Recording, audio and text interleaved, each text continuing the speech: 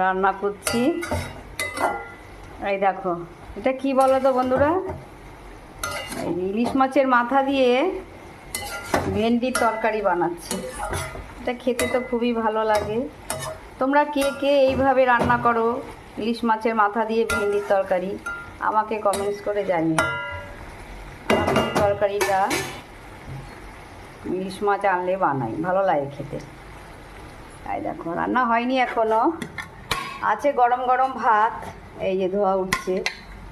ভাতের সাথে রেখেছি, গরম ভাতের সাথে ইলিশ মাছ ভাজা, ইলিশ মাছের তেল ভাজা করেছি। এটা গরম ভাতের সাথে কাঁচা লঙ্কা দিয়ে খেতে খুব ভালো লাগে।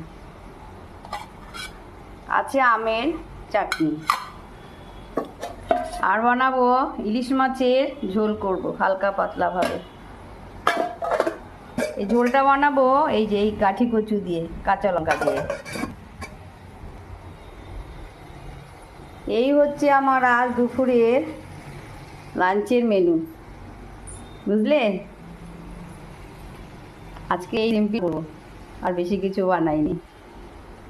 যদি মেনুগুলো ভালো লাগে একটা লাইক কমেন্টস করো।